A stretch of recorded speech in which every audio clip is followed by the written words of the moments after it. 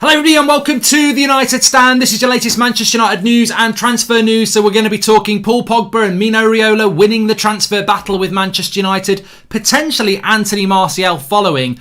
Rumours out of the Manchester United dressing room that they're unhappy with Solskjaer and they want big changes in the team. We'll be talking about that as well. Lots to get into. Obviously I did the show this morning talking about the fallout from last night. Needed to get that off the chest. So this show is going to be more about what's generally going on at the moment in relation to Manchester United news. And I just want to say as well, a big shout out to the One Football app who are sponsoring the show today. They're back, it's cleaner, better graphics, better look, but ultimately the same information, football information, statistics, results that you can expect from the One Football app. It's free to download. It's on Apple and Android. The link's in the video description. As I said, you can get all your transfer news, all your up-to-date Manchester United news. You can follow Manchester United for news on the One Football app, as well as the wider footballing world in the Premier League, in Europe. A fantastic little app to get all your information and transfer news and club news, like I said, stats, results, fixtures, player ratings, etc. Everything on the One Football app. So please give it a download. Links in the video description. Fantastic little app, and it's on Android and Apple for you as well. So look, let's get into some of that news. We're going to start off with Paul Pogba. I didn't really want to address Paul Pogba this morning massively in relation to the game last night because I don't feel that was the major issue. And it's interesting actually. I think this morning we have become so seasoned to this as Manchester United fans, haven't we? The way the agendas are going to run the morning after a bad result. You know, we're going to sign this player, and I've heard that Sancho again is being mentioned this morning. What a surprise that is. Rumours from I mean, this is the best one of the lot. This is, and I wish I'd predicted this last night, but I think I was so angry I just couldn't be arsed. But basically, what they're saying is that Manchester United will look at Manchester United players are looking at they'd like to see Dean Henderson given a run in the team because they're not happy with David De Gea. And I think, you know what, this is absolutely perfect. This is perfect to just simplify and exemplify what is wrong at Manchester United. Now, I don't mind if Dean Henderson has a run in the goal. I don't mind. David De Gea wasn't at fault for any of those goals last night. They were good finishes, all three of them, and they all came from very bad defending. But he wasn't at fault for any of those goals. So if you want to put Dean Henderson in a goal, you go ahead. If you want to play Paul Pogba, you would go ahead. I disagree, but ultimately I want United to win. Go ahead. But what I find really funny here, is how we get beaten and knocked out of a game, and the rumours from the dressing room is that some of the players are not happy with David De Gea and would like to see Dean Henderson playing in goal. Who the fuck are these players for a start? Who are you? Who are you to not be happy with David De Gea, who's been at that club for years and years and years, is a servant of this club, has put his neck on the line for this club and made us relevant for years? And some players in that dressing room are not happy with David De Gea and would like Dean Henderson to have a go. Who are these players? You know, come on. Be brave now. Grow a backbone and actually gob out who these players are. Because I would love to know who these players are. Because I can't think of one player in that team who's got the right to say it. Actually, I can think of one. But players, it means more than one. And actually, why are we going after David De Gea? Why is the Manchester Evening News even putting this story out? And why are they not giving us the real information about where it's coming from?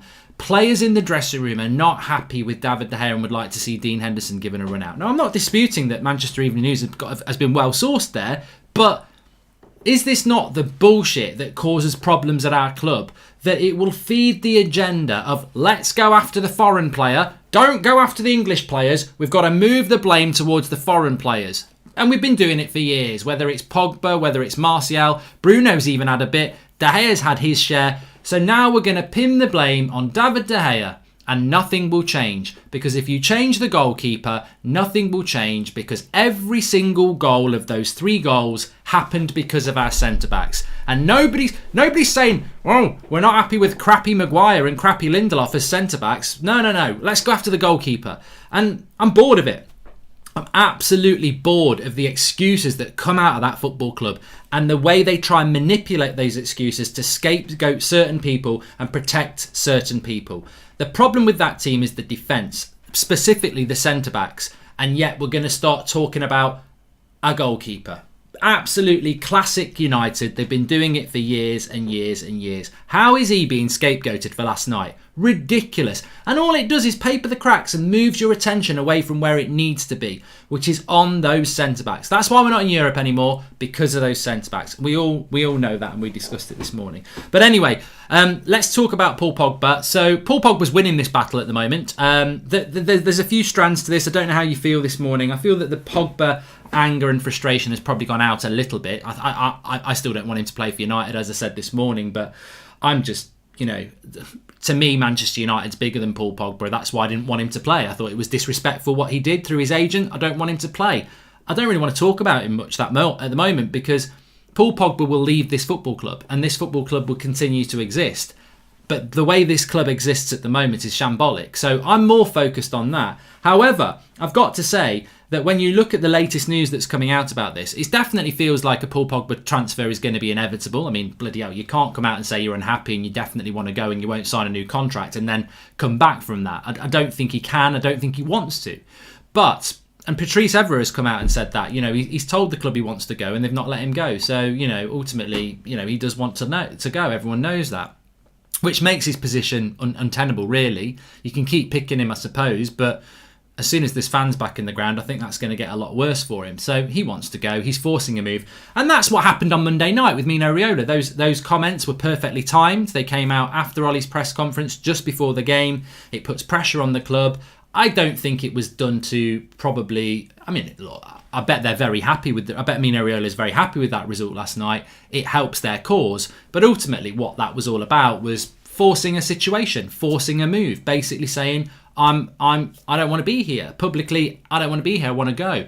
Your value starts to drop. And that's what Mino Raiola needs to do. He needs to get the value of Paul Pogba down. Because Manchester United can sit there and say, we want 60, 70 million. Nobody's going to buy Pogba. Pogba wants to leave United, but nobody can afford him. So what do you do as an agent? You derail. You derail the situation and you try and devalue your assets, because... to be honest with you, Mino Raiola would love Paul Pogba to be worth 30 million in this case. When he was at Juventus, he wants it as high as he can because everyone's got the money to buy him, but no one's got the money to buy him now. So he wants his client out. And how do you do that? Well, you make the world know that he wants out. And I think that obviously is what's happened. So Pogba's winning this battle. I think Pogba, from a position of Monday night where everyone was venting and frustrated, I think the 24 hours after that, he's won. United are not in the Champions League anymore. They've just lost about 20 million at a minimum.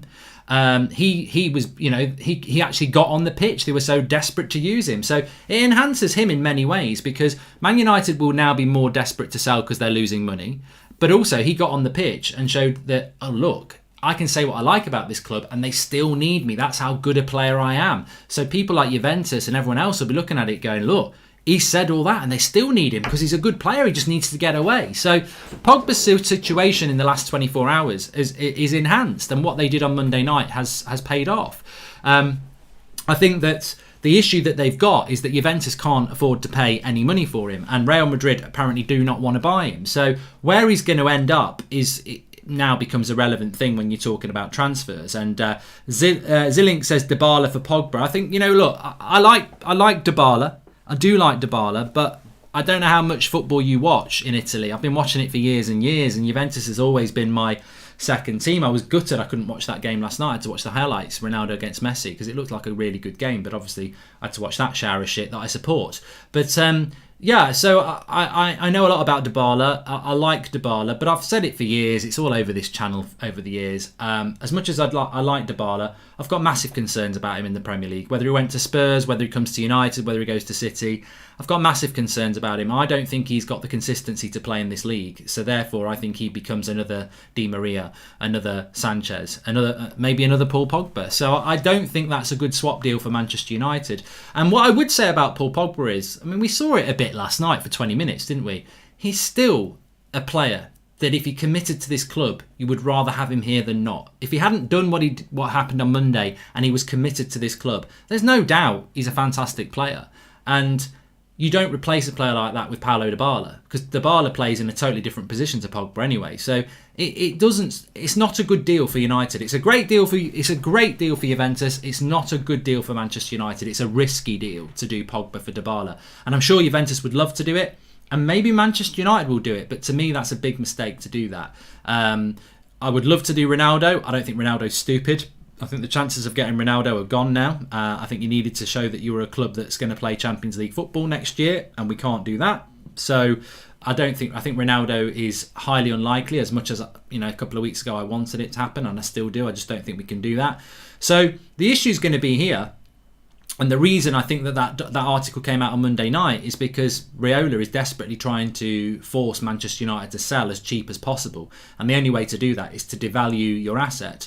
So, we're not happy with what they did, but ultimately if they stay quiet and they just be good, then, his value increases. I think they need to sabotage. They need to create a rift. They need to make it untenable for Manchester United. They need to force Manchester United's hands, because you know what? We sit here and go, wow, imagine if there's fans in the ground. Imagine if there's fans in the ground. Pogba's going to get booed. But does that not put more pressure onto Manchester United to sell him? So this is going to run and run. We're going to be in this situation now for a few weeks. The question is, are they going to do something in January? Ollie needs to get ruthless before it costs him his job. Maguire needs to be benched. Axel needs a look in. Will Pogba and Dybala swap happen, Mark? Surely not, says Usman. Anything could happen with Manchester United. I mean, obviously, we know what Ole Gunnar Solskjaer said after the game. I should bring that in. He said about Mino Raiola, he needs to realise that it's a team game. Football's a team game. That's in direct response to Raiola saying that Solskjaer needs to focus on making Paul Pogba a champion. I agree with Ollie about that. You know what? It is a team game. Why should we make Paul Pogba the champion of the team? We've already got one. Bruno. Pogba's had his chance. It is a team game. But the most important thing was that Ole Gunnar Solskjaer said, you need to ask Paul Pogba if he's happy. I think we've lost the initiative on this, if we ever had it. Raiola and Pogba have been very forthright in their opinions, and they've got it out there publicly. Manchester United have decided to be quiet. And I said on Monday night when this came out, Manchester United needed to be strong and make a strong statement. My strong statement would have been, off you go, back to England. We'll carry on without you and we'll sort you out later in the week. We didn't. We said nothing. We kept Pogba involved. We had him training with the team. We brought him on for half an hour. He played quite well, but we lost. We lost this battle. And at the moment, Raiola and Pogba are winning this battle. They're forcing the move, and we're not capable of doing it. But does it surprise you when we're losing this battle? And this is where it's hard for United fans, because we love the club way more than we love any player or any individual. But we're run by incompetent people. Like, look at the Sancho deal in the summer. We embarrassed ourselves. Look at Haaland a year ago. We embarrassed ourselves. Jude Bellingham. We embarrassed ourselves. Mino Raiola, whatever you think about him, is a hardcore, experienced negotiator in world football. And he's doing this against our negotiators. He's going to win. He's going to win, isn't he? Because how do we win from this situation? All we've done with Paul Pogba over the years is go, he's not for sale. He's not for sale. And Pogba clearly has said, I want to go. And we've gone, nah, you're not going anywhere. It didn't work last summer, and it didn't work the summer before, because he spent most of the season before this injured. So this stubborn, petulant, you're not allowed to leave from Manchester United. And I know loads of people who've wanted Pogba to go for years who've said, we should have just let him go. And I agree. You know what? In fairness to Pogba, we should have let him go. I don't care about Paul Pogba leaving Manchester United. I don't think anybody does. I'm disappointed and upset because I like Paul Pogba. I think he's a good player, and I didn't want him to do this the way he's done it. But maybe he feels he has to do this. Maybe he feels this is the only way out in dealing with a stubborn board. And I sort of get that. What happened on Monday night was extreme. It was toxic, it was sabotage, it was poisonous, it was horrible. But maybe they felt they had to do that because Manchester United's board has been so incompetent and so obstructive and so stubborn that they had to go public to force the move that they desperately, desperately want. The saddening thing is, and where I lose respect for Pogba, and I don't really think he'll care, but I'm many Man United fans as well, is that we would have liked to have looked back on Pogba's career in future years and go, he played for United, you know, I never minded him, it didn't quite work out. We'll now look back on it and go, that 4 years was a total waste of time. He shit on us at the end. And I think it's sad that he's done that to the fans. And I think deep down, I think he will be sad about it as well. But it's obviously a means to an end for him. He just wants to get out. And we're collateral in that. And I think there is a frustration with the board and the way that they've dealt with it, and that they should have let him go in the past. But to get out, he's had to muddy the waters with the United fans and the club, and that's really, really, really sad. But it's going to run and run and run. I think Manchester United have handled it really, really badly. I think when you say, sometimes you're right to say nothing, But I think in this instance, when they've openly slated you like that, and you've got to have a response. And I think our response is just going to be stay quiet and pick him against Man City. And he wins again.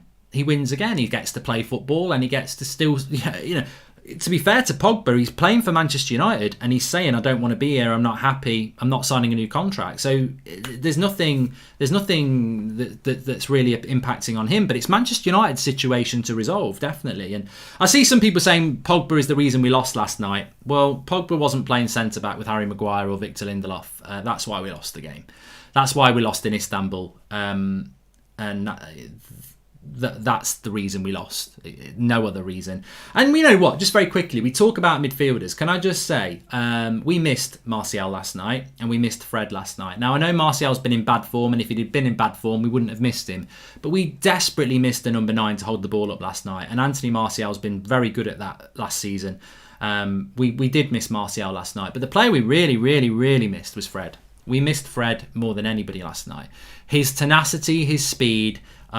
we missed him. Pogba can't do that role. I mean, I think Pogba... The great thing about Paul Pogba is you bring Paul Pogba on for Matic or McTominay, he's going to look good because those two ain't good. I thought Matic was doing quite well in the second half, but they're so slow against a team like Leipzig. Pogba was always going to look good.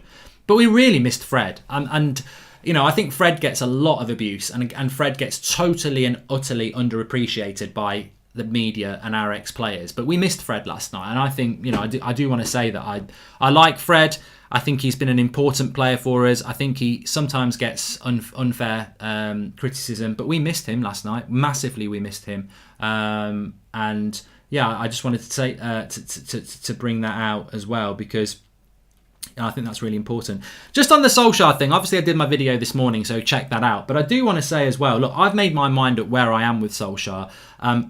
This is just what I think. I don't care if people don't agree with me.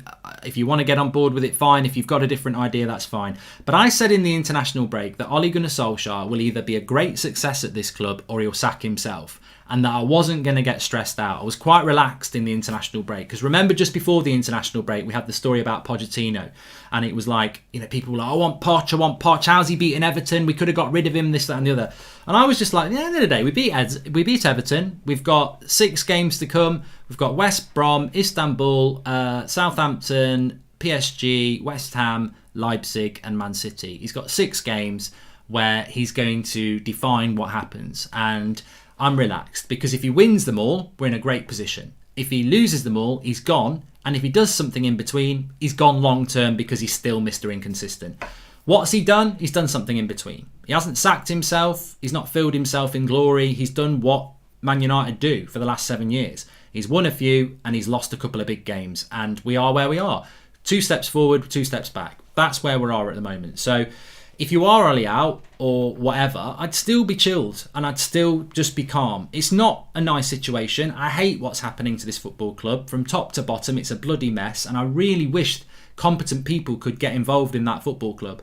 But he will sack himself, Solskjaer, and I don't need to say Ollie out. And if you want to say Ollie out, you can do. He will sack himself, or he will be a raging success. The chances of him being a raging success are about 5% at the moment. The chances of him sacking himself are 95%. That's the way it's going. So keep your blood pressure low, calm yourself down, and just have a bit of patience, because ultimately I actually think the best way forward for Manchester United is that we get to May, we make a change. That's what I think's best. I don't think any...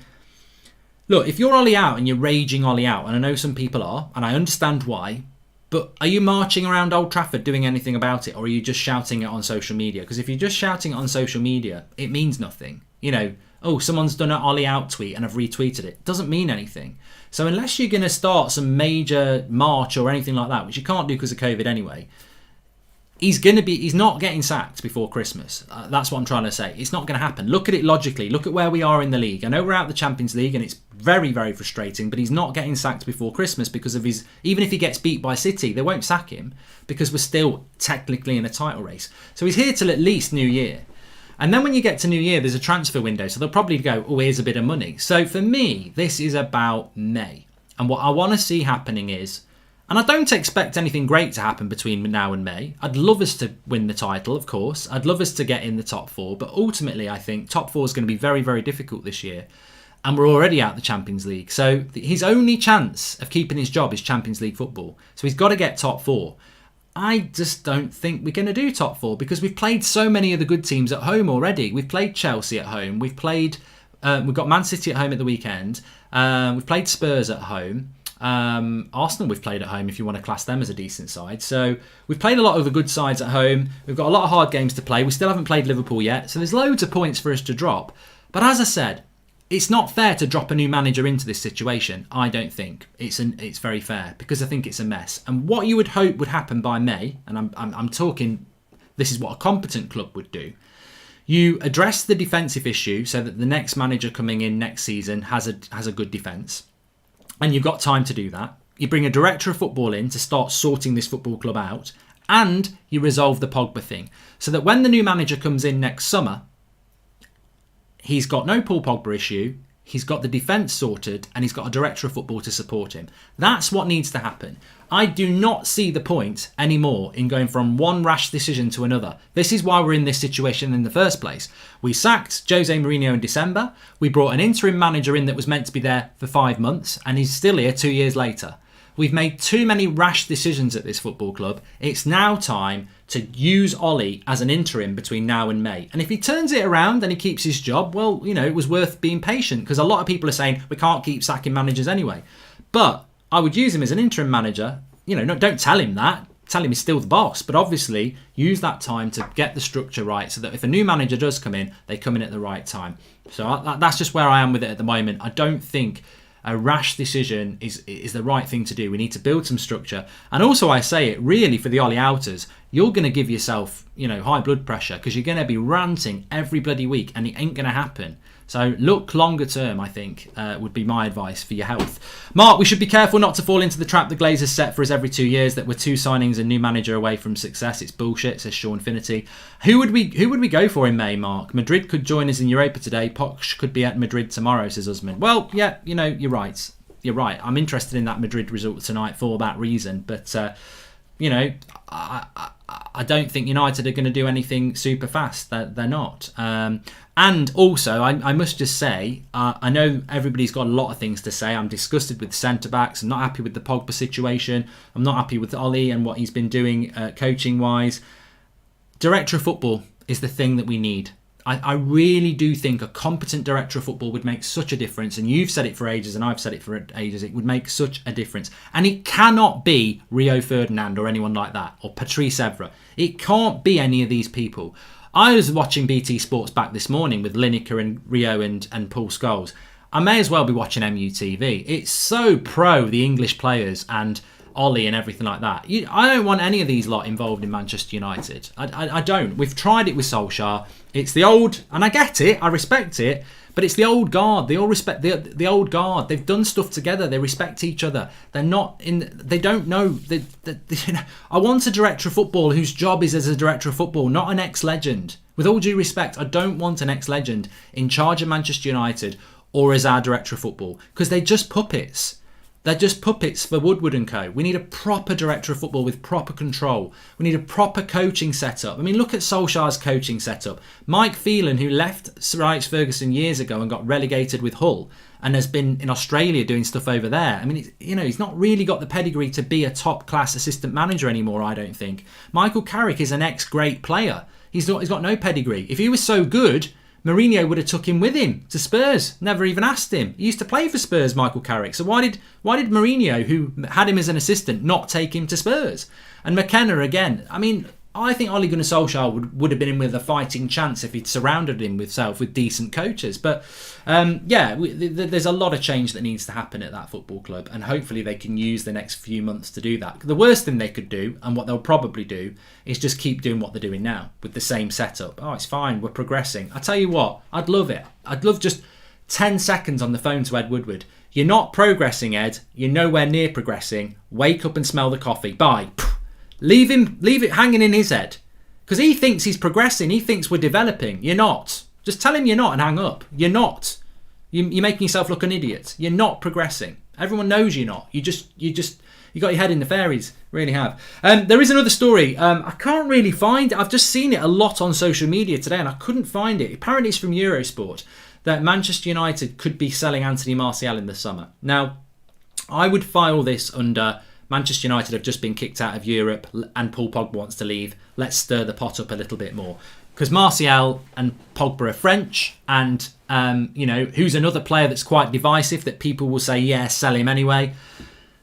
Anthony Martial to be sold in the summer because Manchester United want to revamp their attacking options is what I read. Look, Martial ain't playing well at the moment. I accept that. He's not playing very well at the moment, but we only just given him a new contract. I think he's still, for me, one of our top 5 players in the club. He's still one of my 2 favourite players in the club, and he's going through a bad patch at the moment, but he was our player of the year last year. He can lead the line better than bloody Marcus Rashford can. Marcus Rashford's a winger. Cavani looks like he's going to be picking up injuries a lot. And Mason Greenwood's not yet ready yet. So for me, Anthony Martial, he's not only our best left winger, he's our best centre forward at the moment. So Martial shouldn't be going anywhere. He shouldn't be scapegoated. He shouldn't be kicked out of the club. Martial's a really important player. But you know what? Martial is another player that might just decide I've had enough. He's not from the youth setup. He is a player that might just say, you know what, if there's an opportunity to go, I'll go. We'll have to just wait and see. But I don't think there's any truth in it. The biggest problem is Ollie's inability to establish a clear football identity that runs right through the club. Wolves, Liverpool, City all have this. Says Sam, you're spot on, Sam. You absolutely are spot on. Please smash a like on the video if you're watching, by the way. And subscribe to the channel, bottom right hand corner. But no, I mean, look, what I would say about the Martial thing is what I said about the De Gea thing. Why is there an article about Anthony Martial today? Why is there an article about dropping David De Gea today? Because it's the same old scapegoats. I'm bored of it. At some point today, well, we've already had it with Sancho a little bit. There'll be a big signing we're going to make. Well, it ain't going to be bloody Upamecano, is it? Because we've just kept Leipzig in the Champions League. So we ain't getting Upamecano now, are we? Because we're a bunch of prats. Whenever we've got an opportunity, we bottle it. We could have knocked Leipzig out last night. Leipzig are the club that have got the centre-back we want. We could have knocked them out last night and putting them into a situation where they probably need to sell sooner rather than later. Oh no, we'll bottle it. You keep Upamecano. We're not even in the Champions League anymore. Well done. What a bunch of prats we really, really, really, really are. But then, as well as that, the day after, let's scapegoat De Gea. Ooh, some of the players aren't happy with De Gea. Well, I'll tell you what, are some of our players bloody thick? Because I'll tell you what, if I was in that dressing room, the 2 players I'd be having a go at are the centre-backs. How are they having a go at the keeper? Why is the keeper being scapegoated? Because he's not English. Oh, Martial. They might want to sell Martial in the summer. Martial didn't even bloody play last night, but let's scapegoat him instead of the people who did play up front and didn't play particularly well, although I thought Greenwood played well. And I'm not saying we should scapegoat Rashford and Greenwood, but what I'm saying is, why is Anthony Martial being brought into the equation? Why is David De Gea being brought into the equation? Because they're not English. It's the same old story. It's the same old story. The leaks are always anti the non-English players. The leaks are always that we're selling these players and they need to not play. I mean, it's ridiculous and it's boring. Like, they think fans are idiots. We all know why we went out last night. It was because of Harry the Hoover and Victor the Vacuum. They can't play together and everybody else has to compensate for them, and then they can't do their job properly and we concede goals. Simple as that. But look, that's your latest transfer news. Sorry I couldn't do it this morning, but I think we needed to talk about Solskjaer and that, which we did if you missed that. Back again tonight. I don't know whether it's an 8 o'clock show tonight. It might be more 7:30 because I'm interested in that Real Madrid game. I might end up just keeping an eye on that, and it'll be hard if I do an 8 o'clock show. But there is a show tonight. It'll either be 7:30 or 8 o'clock, so we look forward to that. Thanks everyone for watching. I think the great thing is that we just need to, we're all going to be what I would say is, I was talking to George Kyle about this in the mods this morning, there's going to be a lot of different opinions in the live comments over the next few days. It's totally normal. You don't have to agree with everybody. You don't have to agree with me. I know you don't a lot of the time. Everyone's going to have a different opinion because everybody is hurting. We're all hurting, but we've all got different opinions. So respect the fact that your opinion is the one that you go with, but understand that people are going to have different opinions to you. But ultimately, most of these different opinions are all pushing towards the same thing. We're all very unhappy with how our football club that we love is being run. So look, expect it. All I'm saying is just warning you over the next few days. It's going to be you're going to see a lot of opinions you agree with and a lot you don't with. It's normal. We're in a difficult time. Unfortunately, we're getting used to these difficult times because they happen quite regularly with this football club, which is a big red flag to the fact that we're not progressing. Thanks everyone for watching. I'll speak to you on the next one. I am doing FIFA at 3:30. I don't know how I'm going to do that, but yeah, and we're back again tonight. Thank you. Smash a like and big shout out to the community. You're never going to get an apology that's valuable from Manchester United Football Club, but we always like to do it on this channel and say, look, you know what? It is hard, and you're the ones who suffer more than anybody because you're the loyal fans who get it. Unfortunately, we're in the hands of these prats, these millionaires who just don't get it. But thankfully we've got each other. So thanks for watching. Subscribe if you're new, bottom right hand corner, and also make sure you download the OneFootball app. I'll thrash it up on the screen for you there. It's free to download. You can get all your little information and news on Manchester United, tables, stats, results, world football as well. Links in the video description. It's available on Apple and Android. Give it a download. Thanks to OneFootball for sponsoring, and we'll speak to you soon.